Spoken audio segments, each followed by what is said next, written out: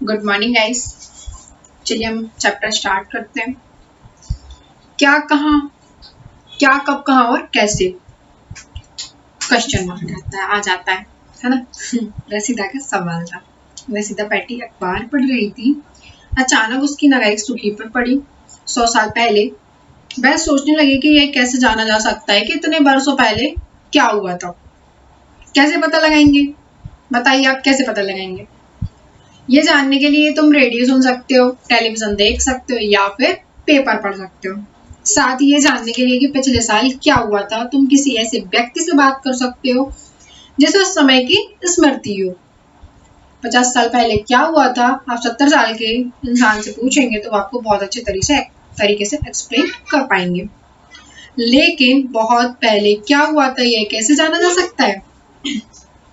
अब अतीत के बारे में हम बात करते हैं।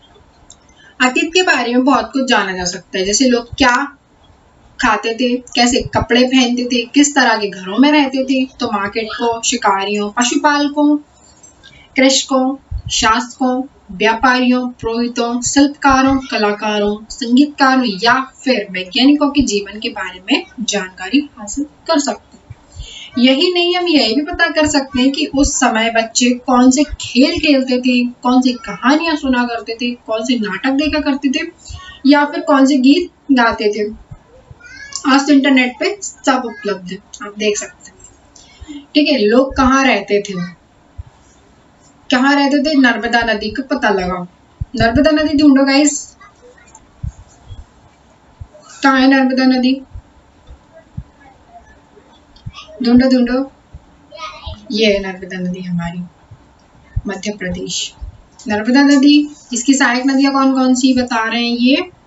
ये यहाँ से निकली है चंबल, ये बिंद की पहाड़ियां यहाँ पर है ना।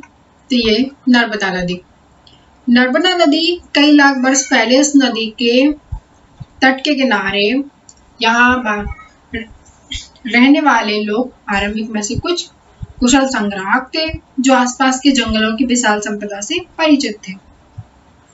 साइड जंगल भी बहुत है नर्मदा नदी के पास, तो अपने भोजन के लिए वे जड़ों, फलों या जंगल के अन्य उत्पादों का सही से संग्रह किया करते थे। वे जानवरों का आखिर शिकार भी करते थे। अब तुम उत्तर पश्चिम की सुलेमान और किरथर पहाड़ियों का पता लगाओ। ये है किरथर की पहाड़ियां और ये है सुलेमान की पहाड़ियां। ठीक है, ये कहाँ पर है? आज हमारे पाकिस्तान में आती है। ठीक है, इसी क्षेत्र में कुछ ऐसे स्थान है जहाँ लगभग 8000 वर्ष पूर्व स्त्री पुरुष ने सबसे पहले गेहूं और जौ की फसल की थी। गाइस, आपको याद रखना है कि किरथर और सुलेमान की पहाड़ियों के आसपास में कौन सी फसलें की थी? तो गेहूं और जौ की फसलें जाना इन्होंने आरंभ किया था। इन्होंने फसल के साथ साथ भेड़, बकरी और गाय बैल जैसे पशुओं को पालना भी शुरू किया था। लोग गांव में रहते थे। अब उत्तर पूर्व में गारो तथा मध्य भारत में विंध्य पहाड़ियों का पता लगा। उत्तर पूर्व में गारो की पहाड़ियां ये हैं, यहाँ पर लोगों ने सबसे पहले चावल की फसल स्टार्ट की थी। ओके, विंध्य के उत्तर में स्थित है। अब सिंधु नदी का पता लगाओ। सिंधु नदी ये हमारी सिंधु नदी। इसकी सहायक नदियां कौन कौन सी हैं? झेलम, चिनाब, रावी और सतलुज। ठीक है, ये सिंधु नदी की सहायक नदियां हैं जो एक बड़ी में नदी में मिल जाती हैं, उनको हम सहायक नदियां कहते हैं। लगभग 4700 वर्ष पूर्व इन्हीं नदियों के किनारे कुछ आरंभिक नगर फले फूले। गंगा व इसकी सहायक नदियों के किनारे तथा समुद्र तटवर्ती इलाकों में नगरों का विकास लगभग 2500 वर्ष पूर्व हुआ। अब गंगा तथा इसकी सहायक नदी सोन नदी का पता लगाओ। सोन का पता लगाओ। गंगा के दक्षिण में इन नदियों के आसपास का क्षेत्र प्राचीन काल में मगध के नाम से जाना जाता था।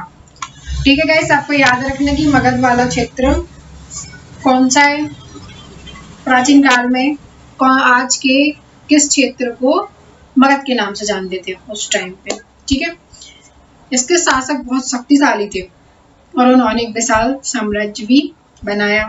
देश के अन्य हिस्सों में भी ऐसे राज्यों की उन्होंने स्थापना की गई थी। लोगों ने सदैव महाद्वीप के एक हिस्से से दूसरे हिस्से तक यात्रा की। कभी कभी हिमालय जैसे ऊंचे पर्वतों, पहाड़ियों, रेगिस्तान, नदियों तथा समुद्रों के कारण यहाँ यात्रा जोखिम भरी होती थी, फिर भी ये यात्रा उनके लिए संभव नहीं थी। अतः कभी लोग काम की तलाश में तो कभी प्राकृतिक आपदाओं के कारण एक स्थान से दूसरे स्थान जाया करते थे। आज हम देखें जहाँ हम रहते हैं वहाँ मान लो भूकंप आ गया, बाढ़ आ गई, ज्वालामुखी विस्फोट हो गया, कोई भी प्राकृतिक आपदा होने के कारण हम ये स्थान छोड़ के दूसरे स्थान चले गए। कभी कभी सेनाएं दूसरे क्षेत्र पर विजय हासिल करने के लिए जाती थी। इसके अतिरिक्त व्यापारी कभी काफिलों में तो कभी जहाजों में अपने साथ मूल्यवान वस्तुएं लेकर एक स्थान से दूसरे स्थान जाते रहते थे। धार्मिक गुरु लोगों की शिक्षा और सलाह देते हुए एक गांव से दूसरे गांव तथा एक कस्बे से दूसरे कस्बे जाया करते थे। कुछ लोग नए और रोचक स्थानों को खोजने की चाह में उत्सुकवास की यात्रा किया करते थे, है ना। कुछ लोग नए और रोचक स्थानों को खोजने के लिए उत्सुकतावश की यात्रा किया करते थे। जैसे कि आज अब हमें अमेरिका के बारे में जानना है, तो हम 7 समंदर पार अमेरिका जाएंगे, वहाँ का कल्चर देखेंगे, वहाँ के लोग देखेंगे, मतलब कैसा क्या है। तो इन सब चीजों को जानने के लिए लोग जाते थे। आज भी कुछ लोग उत्सुक होते हैं तो जाती हैं, है ना। आप भी उत्सुक होंगे जाने के लिए कहीं ना कहीं, तो है ना। इन सभी यात्राओं से लोगों को एक दूसरे के विचारों को जानने का अवसर मिला। ठीक है, अब मानचित्र एक जो इन्होंने दिया है उसमें देखिए दक्षिण एशिया, आधुनिक भारत, पाकिस्तान, बांग्लादेश, नेपाल, भूटान और श्रीलंका और अफगानिस्तान, ईरान, चीन तथा म्यांमार आदि पड़ोसी देशों को दर्शाए हैं। दक्षिण एशिया एक महाद्वीप से छोटा है, लेकिन विशालता तथा बाकी एशिया से समुद्र, पहाड़ियों तथा पर्वतों से बटे होने के कारण इसे प्रायः उपमहाद्वीप कहा जाता है। ठीक है, अब आज लोग यात्रा क्यों करते हैं, तो एक बार फिर से मानचित्र को देखिए। पहाड़ियां, पर्वत और समुद्र इस महाद्वीप की प्राकृतिक सीमा का निर्माण करते हैं। हालांकि लोगों के लिए इन सीमाओं को पार करना आसान नहीं था। जिन्होंने ऐसा चाहा वे ऐसा कर सके, वे पर्वतों की ऊंचाई को छू सके तथा गहरे समुद्र को पार कर सके। उपमहाद्वीप के बाहर से भी कुछ लोग यहाँ आए और यहीं बस गए। ठीक है, लोगों के इस आगमन ने हमारी संस्कृति परंपराओं को समृद्ध किया। कई सौ वर्षों से लोग पत्थर को तराशने, संगीत रचने, अब बात आती पत्थर को तराशने, कीमती पत्थरों की तलाश के में भी लोग आते जाते थे। संगीत रचने और यहाँ तक कि भोजन बनाने के नए तरीकों के बारे में एक दूसरे के विचारों को अपनाते रहे। देश का नाम इंडिया कैसे पड़ा? अपने देश के लिए हम प्रायः इंडिया या भारत जैसे नामों का प्रयोग करते हैं। इंडिया शब्द इंडस से निकला है, जिसे संस्कृत में सिंधु कहा जाता है। अपने एटलस में ईरान और यूनान को ढूंढो। ईरान और यूनान से लोग आते थे तो उस साइड आते टाइम सिंधु नदी पड़ती थी, है ना। लगभग 2500 वर्ष पूर्व उत्तर पश्चिम की ओर से आने वाले ईरानी और यूनानियों ने सिंधु को हिंदोस और इस नदी के पूर्व में स्थित भूमि प्रदेश को इंडिया कहा। सिंधु नदी के उस पार को इन्होंने क्या कहा? इंडिया। भारत नाम का प्रयोग उत्तर पश्चिम में रहने वाले लोगों के एक समूह के लिए किया जाता था, है ना। क्या उत्तर पश्चिम में जो लोग रहते थे उनके समूह को भारत नाम का प्रयोग करते थे। इस समूह का उल्लेख संस्कृत की आरंभिक लगभग 3500 वर्ष पुरानी कृति ऋग्वेद में भी मिलता है। बाद में इसका प्रयोग देश के लिए प्रयोग होने लगा था, इसलिए आज हम अपने देश को भारत और इंग्लिश में इंडिया कहते हैं। ठीक है, अब अतीत के बारे में कैसे जाने? अतीत की जानकारी हम कई तरह से प्राप्त कर सकते हैं। इनमें से एक तरीका अतीत में लिखी गई पुस्तकों को ढूंढना और पढ़ना है।